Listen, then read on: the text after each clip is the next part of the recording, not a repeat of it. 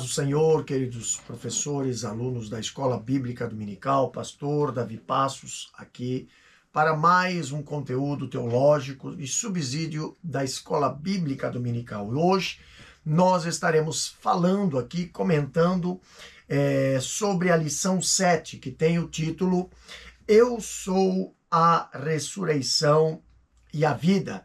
Lição 7 do nosso segundo trimestre de 2025, né?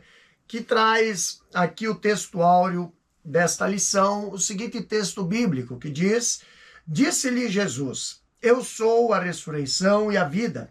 Quem crê em mim, ainda que esteja morto, viverá. João capítulo 11, versículo 25. E, na verdade prática, nossa lição traz o seguinte texto: o Senhor Jesus Cristo é a ressurreição e a vida. E por esta razão, temos a garantia de que um dia teremos um corpo glorioso como o dele. Então, na leitura em classe, nós encontramos o texto na Bíblia em João, capítulo 11, versículo 14, versículo 15, versículo 17, depois o versículo 21, versículo 23 até o 27. Você que tem a sua lição pode acompanhar aí com a sua lição ou na Bíblia também. Vamos ler o que diz o texto? Então Jesus disse-lhe claramente, Lázaro está morto, e folgo, por amor de vós, de que eu lá não estivesse, para que acrediteis. Chegando, pois, Jesus achou que já havia 4 dias que estava na sepultura. Ora, Betânia distanciava de Jerusalém quase 15 estágios. E muitos dos judeus tinham ido consolar a Marta e a Maria acerca do seu irmão. Ouvindo, pois, Marta que Jesus vinha, saiu-lhe ao encontro. Maria, porém, ficou assentada em casa. Disse, pois, Marta a Jesus, Senhor, se tu estivesse aqui, meu irmão não teria morrido. Disse-lhe Jesus, teu irmão há de ressuscitar. Disse-lhe Marta, eu sei que há de ressuscitar na ressurreição do último dia. Disse-lhe Jesus, eu sou a ressurreição e a vida. Quem crer em mim, ainda que esteja morto, viverá. E todo aquele que vive e crê em mim, nunca morrerá. Crês tu isso? Disse-lhe ela, sim, Senhor, creio que tu és o Cristo, Filho de Deus, que havia de vir ao mundo. Então, nesse tema, sobre esta lição, nós temos aqui alguns objetivos, né, para estudarmos esse texto, esse tema. Então, o primeiro objetivo aqui que a lição nos apresenta é identificar o propósito de Jesus no milagre da ressurreição de Lázaro, evidenciando a glória de Deus. O segundo objetivo é analisar de que forma o diálogo entre Jesus e Marta reforçou e solidificou a fé da irmã de Maria. E o terceiro objetivo é apresentar a doutrina bíblica da ressurreição do corpo, evidenciando a sua importância para a esperança cristã na vida eterna. Então, falando aqui da introdução desta lição, nós encontramos a lição nos apresentando aqui esse texto dizendo: o encontro de Jesus com Marta ao chegar a Betânia revela aspectos especiais que poderão edificar a nossa vida espiritual por meio do estudo da palavra de Deus. Nessa lição, iremos refletir sobre o propósito de Jesus ao realizar o milagre da ressurreição de Lázaro. Iremos também nos aprofundar no diálogo entre Jesus e Marta sobre a ressurreição do seu irmão e, além disso, a partir do milagre de Lázaro, vamos examinar a doutrina fundamental da ressurreição do corpo, tal como é ensinada por Jesus e todo o Novo Testamento. Então, aqui neste texto, né, nesta lição, nós vemos este assunto sobre Marta e Maria e a ressurreição de Lázaro, né? Aqui, quando olhamos para a introdução desta lição, nós encontramos algo interessante. Falando aqui de todos os sinais do ministério de Jesus, no capítulo 11 do livro de João, parece culminar no tempo de Jesus para a sua morte e a ressurreição, que viria, né, depois daqueles dias. Então, é possível que tenha sido o sinal milagroso mais dramático dado por Jesus como evidência de que ele era filho de Deus, tá? Então, o milagre da ressurreição de Lázaro só foi registrado no Evangelho, né? Só foi registrado aqui por João. Os outros evangelhos sinóticos, Mateus, Marcos e Lucas, não o registraram. Então, a história do ministério público de Jesus, ele tem o registro de outros milagres da ressurreição dos mortos, tais como, se nós for ver, a filha de Jairo, né? Mateus 9, 18 a 26, também temos em Marcos 5, 21 a 43 e Lucas 8, versículo 40 a 56. Também nós temos o filho da viúva de Naim, lá em Lucas capítulo 7, versículo 11 até o 17. E, por último, a ressurreição de Lázaro, que é aqui nesse texto na qual estamos estudando nesta lição. Que é de João capítulo 11, 32 a 45. Então, a narrativa de João, né, a ressurreição de Lázaro era, de fato, o último sinal milagroso de Jesus como o Filho de Deus antes de enfrentar o suplício do Calvário. Então, o capítulo 11, ele ganha espaço depois da tentativa dos inimigos de Jesus prendê-lo em Jerusalém, conforme está registrado no capítulo 10, né, aqui do Evangelho de João. Então, ele precisamente ou precaviamente se retira da cidade, né, e vai para um lugar além do Jordão. Como fala João capítulo 10, versículo 40 até o 42. E quando teve notícia de que seu amigo Lázaro de Betânia estava doente, então, orientado pelo Espírito Santo, Jesus, ele esperou por 4 dias para chegar a Betânia, pois estava na Pérea, a leste do Jordão, quando mensageiros lhe trouxeram notícias da grave enfermidade de Lázaro. Então Jesus, ele demorou um pouco mais e o seu amigo veio a falecer. Então Jesus, ele sabia pelo Espírito Santo que o momento certo deveria tomar o caminho para Betânia. Então, visto que naquele lugar operaria um milagre que ninguém esperava. Então, este milagre nós vamos estar comentando um pouco aqui a respeito desta palavra. Vamos para a lição. Temos o primeiro tópico da lição, o propósito de Jesus. O propósito de Jesus. Aqui nós temos o primeiro tópico, o recebimento da notícia. Então, vamos falar, qual era o propósito de Jesus? No último sermão em Jerusalém, ali em João capítulo 10, versículo 22 até o 42, né? Nós vemos que Jesus, ele teve a oportunidade de declarar ao povo da cidade e aos seus oponentes judeus que as obras que fazia, ele realizava em nome do Pai, como diz versículo 25 aqui, né?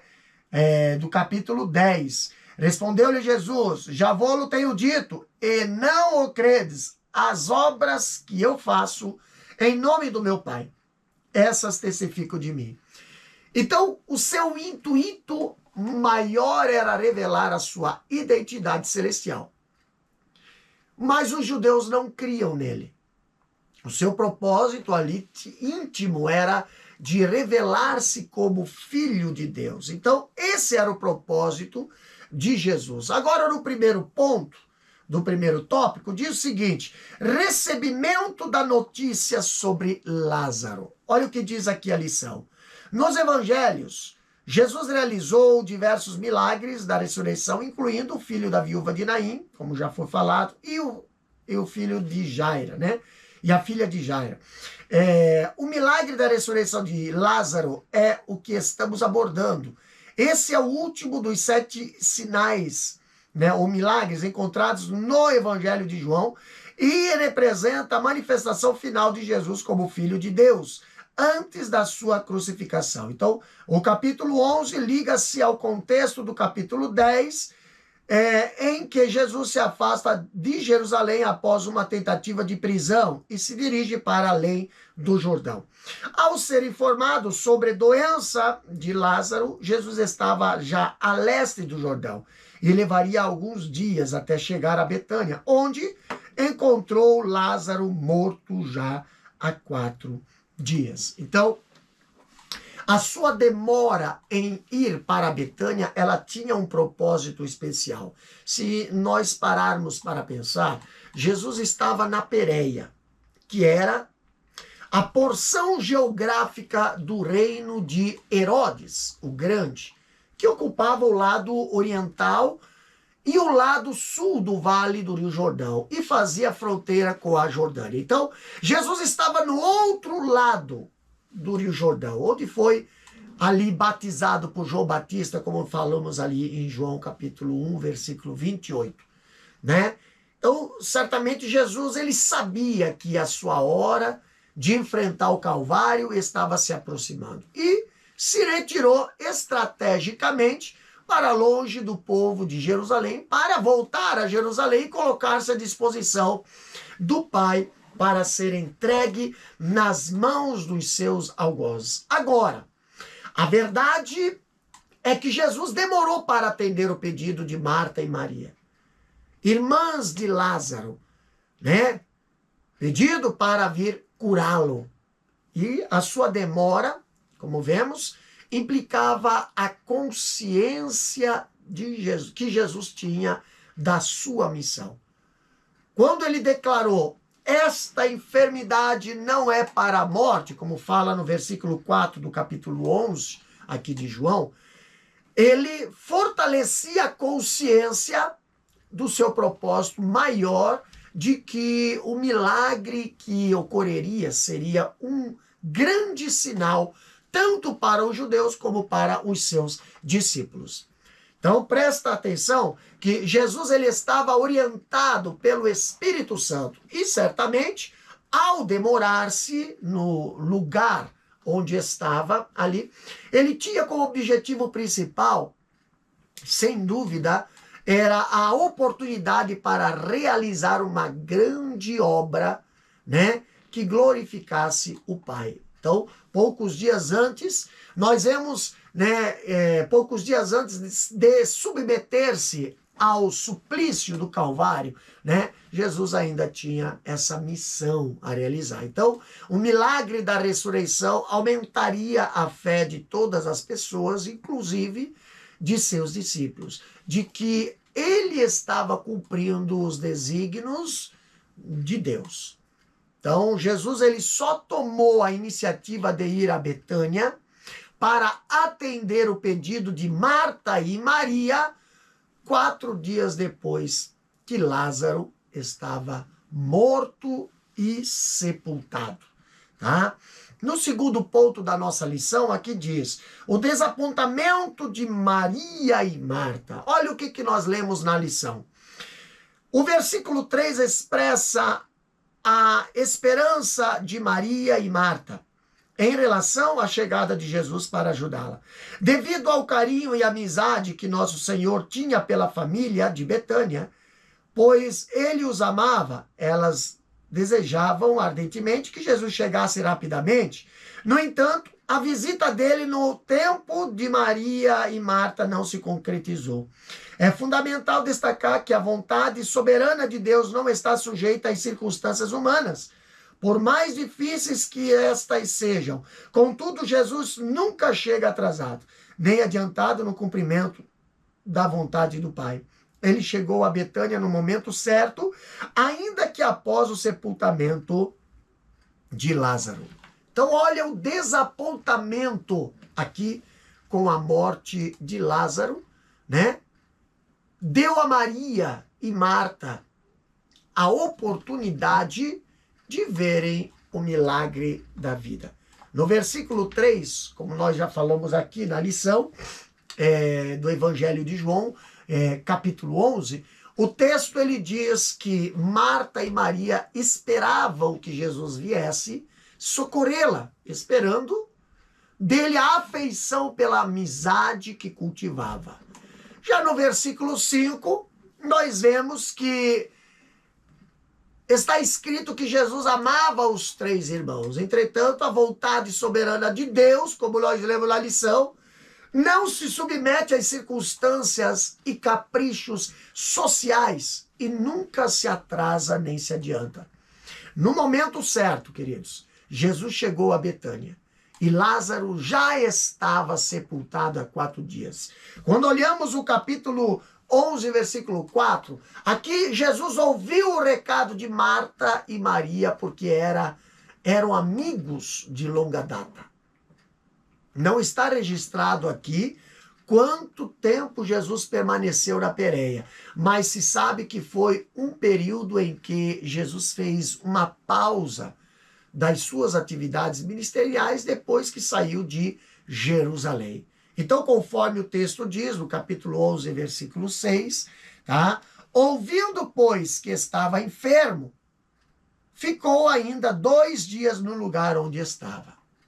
Então, isso se propõe, ou se pressupõe, que muitas pessoas haviam crido nele e na sua mensagem, como diz o versículo 11.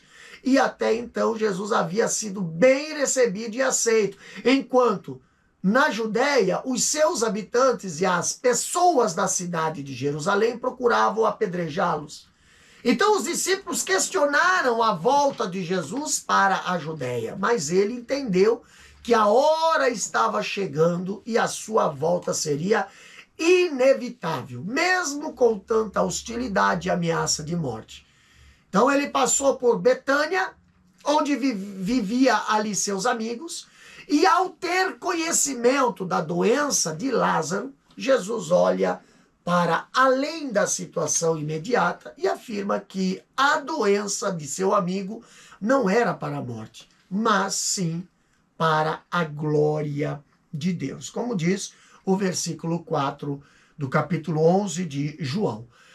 Agora, no momento certo, Jesus ele chegou a Betânia depois de 4 dias que Lázaro já estava sepultado. Jesus havia dito aos discípulos, lá no versículo 11, nosso amigo Lázaro adormeceu, mas vou despertá-lo.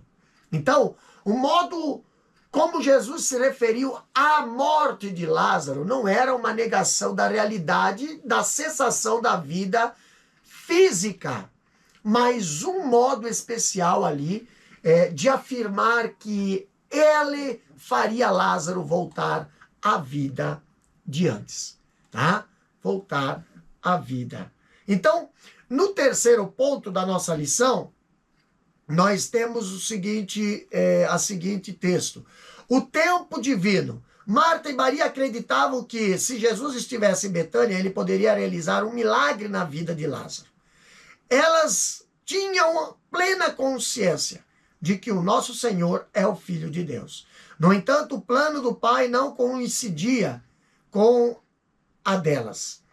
Apesar da desilusão e da tristeza, Maria e Marta iriam vivenciar uma experiência extraordinária de espera que envolveria a perda do ente querido, a ausência temporária de Jesus e a chegada aparentemente tardia do Senhor. Contudo, Jesus Cristo estava prestes a realizar um magnífico milagre que glorificaria a Deus e traria consolo à amada família de Betânia. Então, Jesus, ele agora se depara com Marta e Maria.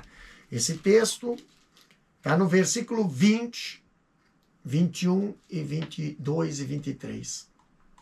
Essas duas mulheres criam no milagre ou nos milagres operados por Jesus e também sabiam que ele era o Filho de Deus. Mas, entretanto, tudo o que elas esperavam de Jesus é que estivesse vindo logo para ali encontrar Lázaro ainda vivo e curá-lo da sua enfermidade. Mas Jesus, guiado pelo Espírito Santo, sabia que o cronograma do Pai era diferente para que a sua glória fosse manifestada de modo glorioso. Então ali as irmãs, ao encontrarem com Jesus, angustiaram-se pela demora. Elas estavam tristes e um pouco desapontadas. O escritor, ele explicou, né? Lá no comentário de João, capítulo 11, versículo 22. Marta e Maria, elas viram a sua fé submetida a 3 provas. A primeira prova foi a ausência de Jesus. Pois Jesus não poderia ter faltado para estar ao lado de Lázaro. A segunda prova ali foi a demora de Jesus em intervindo.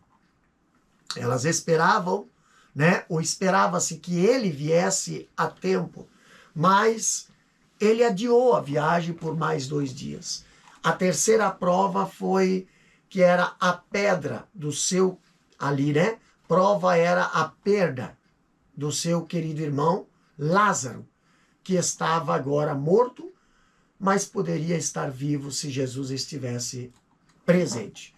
Então, por outro lado, Maria, inconsolável ao ver Jesus, lançou-se aos seus pés e chorava muito, o que comoveu muito o mestre, como nós vemos ali no versículo 32 e o versículo 33. Mas ele era o Consolador que o Pai enviara para aliviar a dor desta família.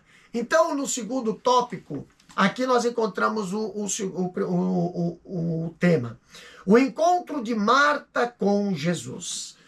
Aqui nós vemos Jesus, ele assegura a Marta a ressurreição de Lázaro. Então, aqui nós vemos o encontro. Primeiro, o versículo 20 descreve o momento em que Marta se encontra com Jesus. Assim que soube que o Senhor estava na cidade, a irmã de Maria dirigiu-se ao encontro dele. Ao vê-lo, expressou a sua convicção de que se o mestre estivesse presente quando Lázaro ainda estava doente, o seu irmão não teria falecido. Jesus afirmou que Lázaro iria ressuscitar. Embora Marta acreditasse que Jesus poderia realizar um milagre extraordinário, ela não percebeu que o Senhor falava sobre a ressurreição de Lázaro naquele momento específico. Na realidade, viver entre a promessa do Senhor Jesus e as circunstâncias da vida é um grande desafio para a fé. No entanto, aquele que é a ressurreição e a vida estava ali diante delas. Então, aqui nós vemos a certeza que Jesus deu a Marta. João capítulo 11, versículo 20 até o 24. Ali diz que ouvindo, pois, Marta que Jesus vinha, como diz a lição, saiu-lhe ao encontro. Maria, porém, ficou assentada em casa. Disse, pois, Marta a Jesus: Senhor, se tu estivesses aqui, o meu irmão não teria morrido. Mas também agora sei que tudo quanto pedires a Deus, Deus te concederá. Jesus disse-lhe: teu irmão há de ressuscitar. Disse Marta agora para Jesus: eu sei que há de ressuscitar na ressurreição do último dia. Então Marta, no versículo 21, expõe para Jesus a sua tristeza, porque ela tinha plena certeza de seu poder como filho de Deus. Ela sabia que Jesus curaria Lázaro da enfermidade, né? Como fala no versículo 22. E Marta revela a convicção que tinha quanto à ressurreição de Lázaro, pois a sua fé a levava a crer que Jesus poderia até mesmo ressuscitar seu irmão. Ela confiava que Jesus podia ou poderia fazer muito mais do que apenas curar Lázaro da enfermidade que o vitimou. Mas é possível entender aqui a sua convicção no poder de Jesus quando ele disse, ali no versículo 22, ele fala, né, agora sei, né, ela fala, agora sei que tudo quanto pedirdes a Deus, Deus te concederá. Entendeu? Mas Jesus preferiu apenas dizer a Marta, né, teu irmão há de ressuscitar. E ao ouvir Jesus, né, teu irmão há de ressuscitar, é compreensível que Marta considerasse essa afirmação nada mais que uma declaração convencional de consolo. Por outro lado, ela sabia intimamente que Jesus era o Filho de Deus e acreditava em seu poder para fazer muito mais. Marta confiava também que Jesus tinha algum propósito especial, uma vez que veio depois de 4 dias. Então, olha o que diz o segundo ponto do segundo tópico. Quando Lázaro ressuscitará? Uma pergunta. O diálogo entre Marta e Jesus revela que ela cria na doutrina da ressurreição dos mortos, tal como era ensinada no judaísmo. Eu sei que há de ressuscitar na ressurreição do último dia. Contudo, Jesus não se referia primeiramente ao milagre da ressurreição do último dia, como ela pensava, mas sim a realidade daquele instante presente. Para ilustrar essa verdade, ele declara, eu sou a ressurreição e a vida.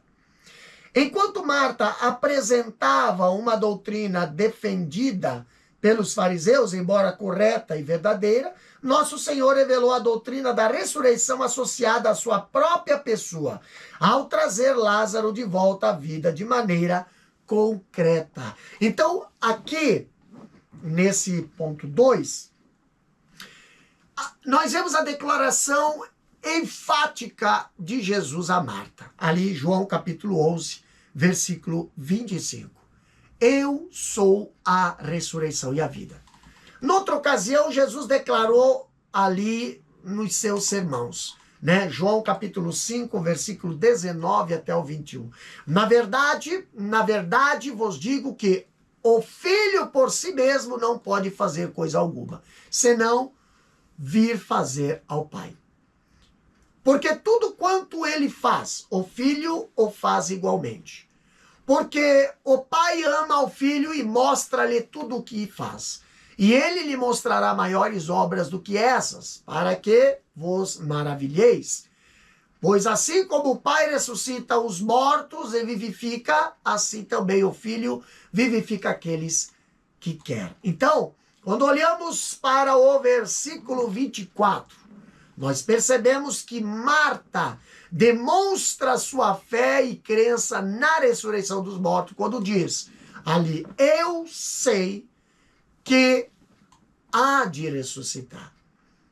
Mas Jesus fala em um sentido presente ao declarar, eu sou. Então, Marta tinha noção da doutrina bíblica da ressurreição e revela a sua crença nessa doutrina do judaísmo, especialmente dos fariseus. Entretanto, Cristo fala da ressurreição num sentido imediato, visto que não diz, eu vou levantar da morte a Lázaro, mas sim ele diz que vai ressuscitar a Lázaro. Tá? Então, o terceiro ponto aqui diz a promessa de vida. A promessa de vida na lição diz o seguinte: na resposta de Jesus a Marta, quando ele afirma ser a ressurreição e a vida, encontramos pelo menos duas lições valiosas. Primeiro, a soberania do Filho sobre a morte e a vida. Ao se identificar com a ressurreição, ele coloca-se como fonte de toda a vida, tanto no plano material quanto espiritual. Segundo, existe uma gloriosa promessa de vida para quem crê em mim, né? Assim sendo, aqueles que creem em Cristo recebem uma abundância de vida em todos os sentidos, tanto material quanto espiritual, pois uma vida entregue a Cristo é uma vida plena. Então, aqui nós vemos que no versículo 25, Jesus declara como a ressurreição. Jesus se declara como a ressurreição e a vida. E assim, nós podemos notar dois fatos extraordinários aqui. Primeiro, em primeiro lugar, Jesus revela o seu poder soberano sobre todas as coisas, inclusive a morte e a vida. E, ao declarar-se como sendo a ressurreição, ele afirma que é a fonte de vida, tanto física como espiritual. E o segundo ponto aqui é que Jesus faz promessas quando diz: quem crer em mim, ainda que esteja morto, viverá. Então, a quem são feitas essas promessas, senão àquele que vive e crê em mim? Ou seja, aquele que crê em Jesus recebe vida física e espiritual. Então, a história bíblica, tanto no Antigo Testamento como no Novo Testamento, e na história da igreja cristã, né, a igreja de Cristo, dá testemunho do poder divino na ressurreição dos mortos. Não apenas como promessa futura, mas como promessa presente. E olha só que interessante, nós temos aqui, há um certo testemunho, eu quero compartilhar com os irmãos e com os professores, há um certo testemunho que o Brasil inteiro conhece, que é a ressurreição do pastor João de Oliveira, né? Ele era pastor de Pindamonhangaba, São Paulo, professor também do IBAD, né? Instituto Bíblico das Assembleias de Deus do Brasil. Tudo ali aconteceu no ano de 1966. Muitos irmãos foram se despedir do pastor João de Oliveira. Entre eles estava, né, o JP Colenda. Né? O pastor Colenda ali, ele chegou junto à cama onde ainda estava o corpo do pastor João de Oliveira, enquanto se preparava ali a igreja e os documentos próprios para o seu funeral. Então, JP Colenda tomou, né, o pastor Colenda tomou uma das suas mãos do seu amigo, levantou os olhos em lágrimas e disse: Senhor Jesus, aqui quem fala é JP Colenda. Né? Se possível, faça voltar à vida a este corpo do teu servo. Amém. Queridos, milagrosamente, a vida voltou a João de Oliveira. E ele ficou muitos anos testemunhando do poder do Senhor, vindo a falecer anos depois, em 9 de julho de 1980, em São José dos Campos, São Paulo. Então, esse testemunho tem na história as suas comprovações. Eles nos fazem reconhecer que a doutrina da ressurreição não é uma mera ilusão, mas se constitui de verdades reais e indiscutíveis ainda em nossos tempos, tá?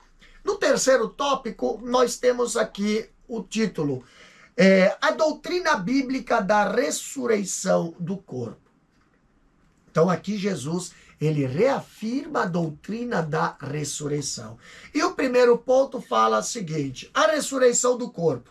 O milagre da ressurreição física de Lázaro realizado por Jesus não foi o único. Como já observamos, outros milagres semelhantes estão registrados nos evangelhos.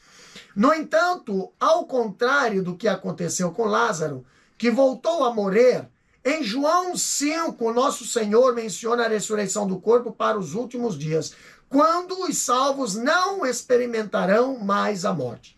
A doutrina da ressurreição do corpo é um elemento essencial do cristianismo bíblico. O apóstolo Paulo refere-se à mesma ressurreição que abrange todos os mortos, justos e injustos, diferenciando os tempos. Assim, sendo os justos ressuscitarão quando a trombeta tocar durante o arrebatamento da igreja. Os mortos voltarão à vida e seus corpos serão gloriosamente transformados junto com os justos. Por outro lado, os injustos ressuscitarão no juízo final e receberão um corpo inglório, destinado à condenação eterna. Então, Jesus aqui ele declara a Marta que seu irmão haveria de ressuscitar. Quando Jesus declara a Marta, lá no versículo 23, ele diz: teu irmão há de ressuscitar. Ele não tinha dúvida quanto a isso, pois ali ele concorda inicialmente com ele ao dizer, né? Ela concorda ali. Eu sei que ele há de ressuscitar na ressurreição do último dia. O versículo 24 é ela falando. Ela estava conformada com as palavras de Jesus, todavia esperava mais do Mestre. Sabendo da ressurreição física de Jesus, que Jesus operou com Lázaro, como um milagre possível em alguns outros episódios da Bíblia, Jesus já havia ensinado sobre o assunto no capítulo 5, versículo 28 e 29.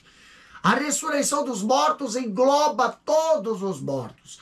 O apóstolo Paulo, lá na frente, referiu-se à ressurreição de todos os mortos, justos e injustos, que obedecerá a uma diferença de tempos distintos. Então, ali diz, os justos ressuscitarão quando a trombeta soar para o arrebatamento da igreja.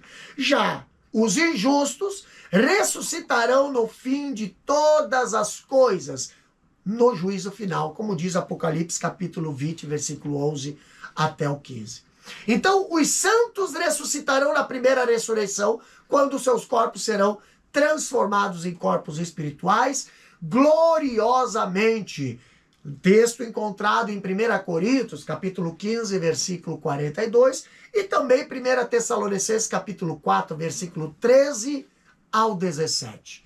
Então, quanto aos ímpios, ressuscitarão em corpos inglórios, tá?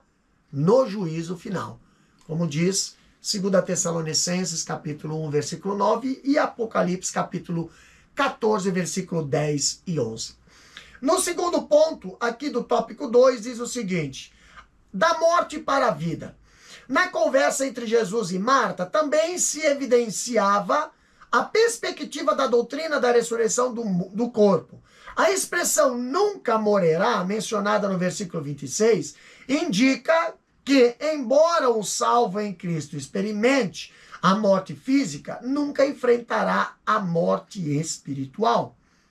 O nosso Senhor, ele fala de algo que vai além da compreensão humana e distingue entre vida natural e vida eterna. Assim sendo, conforme diz, ainda que esteja morto, viverá.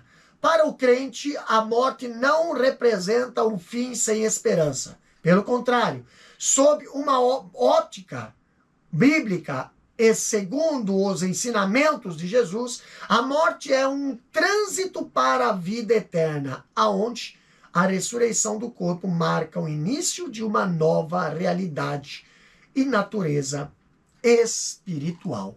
Então, aqui, a respeito da natureza da ressurreição.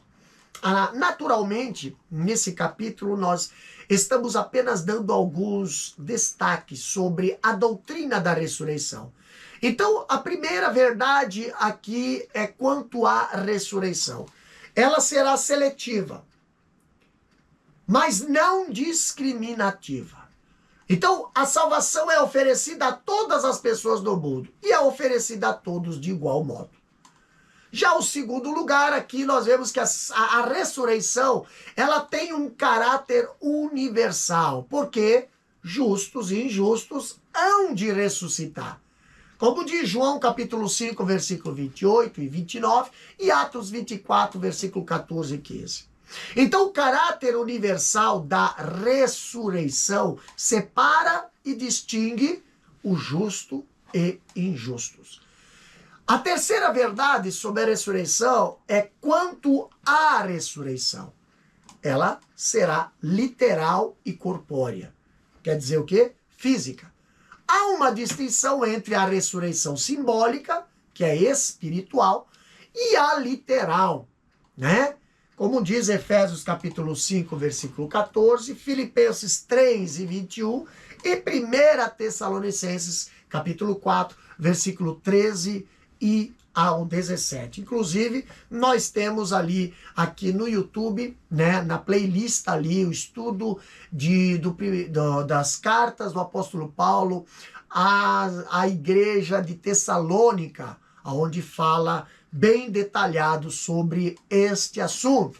Os irmãos desejarem, pode acessar aí no YouTube. Nós temos explicação versículo por versículo das duas cartas do apóstolo Paulo à igreja de Tessalônica, tá? Então, outra verdade acerca da ressurreição é a distinção quanto ao tempo, quando a Bíblia fala da primeira e da segunda ressurreição. Então, a primeira fase da ressurreição refere-se à ressurreição de Cristo e muitos corpos dos santos do Antigo Testamento que ressuscitaram com ele e são chamados primícias dos que dormem, como diz 1 Coríntios capítulo 15, versículo 20 e Mateus capítulo 27, 52 e 53. Já a segunda fase da primeira ressurreição dos salvos em Cristo acontecerá no mesmo tempo do arrebatamento da igreja, antes da grande tribulação. 1 Coríntios capítulo 15, versículos 51 e 52 e 1 Tessalonicenses capítulo 4, versículo 14 a 17. Agora, a segunda ressurreição refere-se ao estado final dos ímpios, porque ressuscitarão para uma grande morte, ou para uma segunda morte. Entendeu? Apocalipse 21 e 8. E essa segunda morte não significa aniquilamento dos ímpios, mas significa o seu banimento eterno da presença de Deus, como diz 2 Tessalonicenses capítulo 1, versículo 9. Então, esse afastamento implica que todos os ímpios, juntamente com o diabo, o falso profeta e o anticristo, eles serão lançados no Gena, né? Ou Gena, mas no grego fala Gena, né? Isso é, no lago de fogo. Como fala Mateus capítulo 25, versículo 41 ao 46. E o seu tormento será eterno, né? Apocalipse capítulo 14, versículo 10 e 11. Mas aqui nós temos dois aspectos escatológicos da resposta de Jesus. Aqui em João capítulo 11, versículo 23 ao 25. A primeira resposta, a resposta de Jesus a Marta, quando ela declarou sua crença de que haverá ressurreição no último dia, como diz o versículo 24, referia-se a algo que vai além da vida presente. Então, entretanto, Jesus fala de algo que transcende a perspecção humana e distingue a vida natural da vida eterna. Quando ele diz, ainda que esteja morto, viverá, no versículo 25, transmite aqui a ideia de que o crente, mesmo que venha a morrer fisicamente, um dia ele ressuscitará. A morte, então, para o crente, perde a força porque não será capaz de impedir que o crente tenha a vida eterna. Então aqui nós vemos pelo menos 3 tipos de ressurreição na Bíblia. Primeiro é a ressurreição nacional. Pastor, o que é a ressurreição nacional? A ressurreição nacional tem um caráter político e material, que se refere especialmente à restauração e renovação do povo de Israel. Texto esse está lá em Deuteronômio, capítulo 4, versículo 23 a 28, Levítico 26, versículo 14, 15, versículo 31 ao 35, Ezequiel, capítulo 11, versículo 17, e Ezequiel 36, versículo 24, e Ezequiel 37, versículo 21. Então, todas essas referências que eu citei aqui para os irmãos corresponde à restauração política, econômica, moral e religiosa de Israel. Mas aqui nós vemos uma segunda ressurreição, a ressurreição espiritual. Essa ressurreição espiritual é o renascimento do Espírito, tanto em relação a Israel como à Igreja de Cristo Jesus na terra. Encontramos aqui em Efésios 2 e 11, Romanos capítulo 6, versículo 4 e 2 Coríntios 5 e 17. E a terceira é a ressurreição física, né? Então aqui nós precisamos distinguir esse tipo sob 2 ângulos. O temporal e o escatológico. O escatológico diz respeito ao futuro e aos mortos que partiram em Cristo. Além disso, essa ressurreição dar-se-á no arrebatamento da igreja e a ressurreição dos ímpios no juízo final. Como diz 1 Coríntios 15, 52 e 1 Timóteo 4, 13 a 17. No terceiro ponto do terceiro tópico, nós encontramos o seguinte título: Uma viva esperança. O relato sobre a ressurreição de Lázaro demonstra como Jesus Cristo abordou o tema da morte de entes queridos.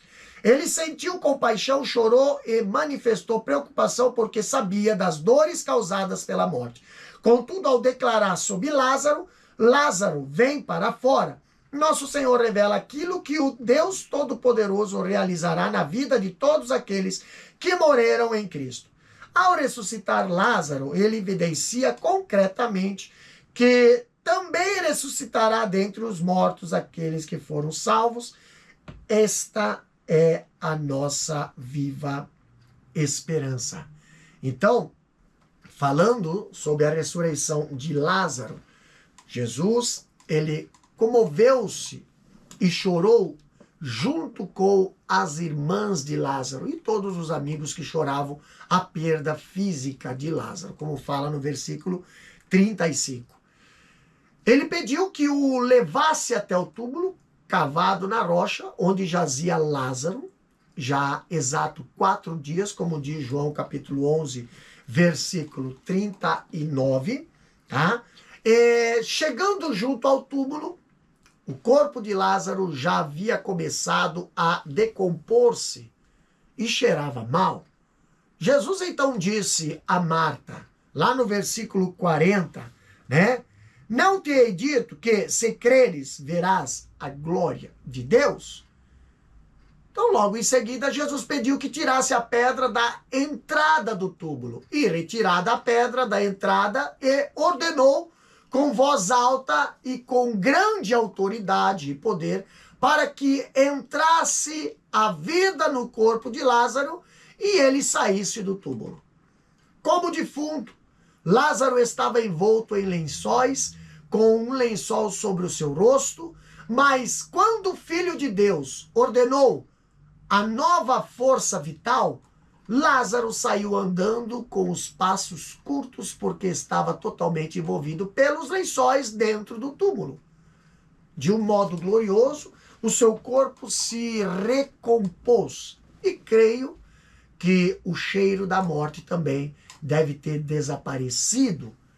O milagre desafiou a incredulidade dos seus inimigos, porque a glória de Deus não se restringe a milagres físicos, mas se manifesta no milagre da salvação que Jesus opera no pecador.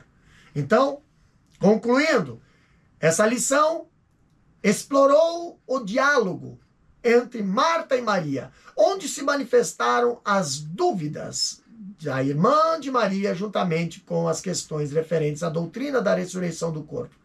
O milagre realizado na ressurreição de Lázaro ilustra uma verdade muito mais ampla e profunda. Haverá um tempo em que aqueles que morreram em Cristo ressuscitarão e terão seus corpos gloriosamente transformados. Esta doutrina pode ser ilustrada por meio do episódio da ressurreição de Lázaro.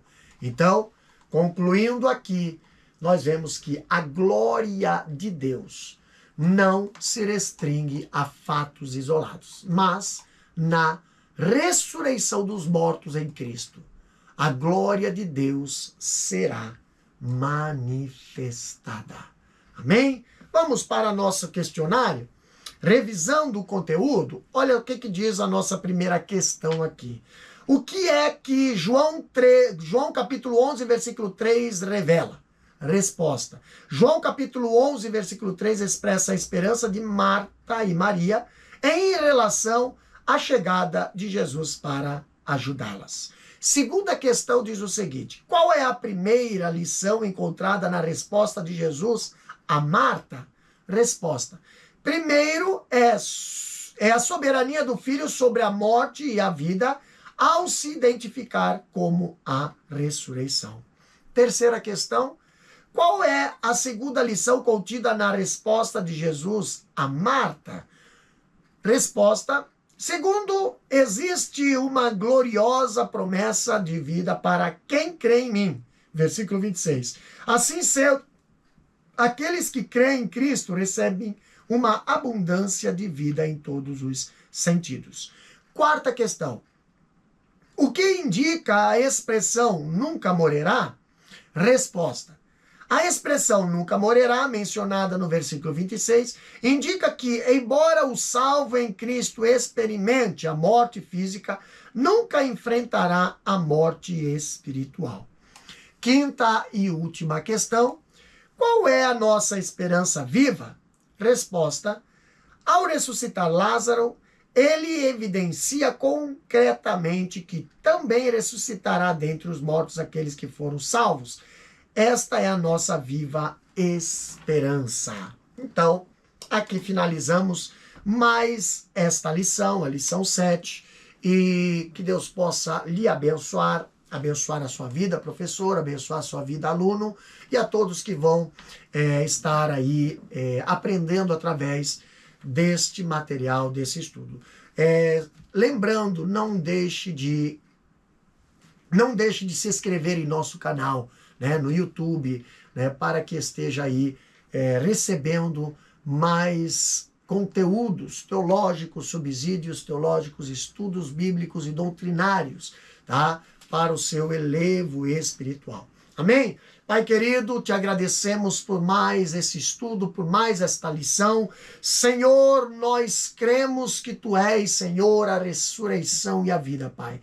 Abençoa, Deus, a cada professor, abençoa, Deus, a cada aluno, a cada ouvinte que vai ouvir, Senhor, e estudar, aprender um pouco mais da Tua palavra, através desse vídeo, através desse estudo, Deus. Alcança vidas, alcança corações, Pai, através da Tua palavra, Pai, é o que nós te agradecemos, Deus, no nome de Jesus. Amém e amém.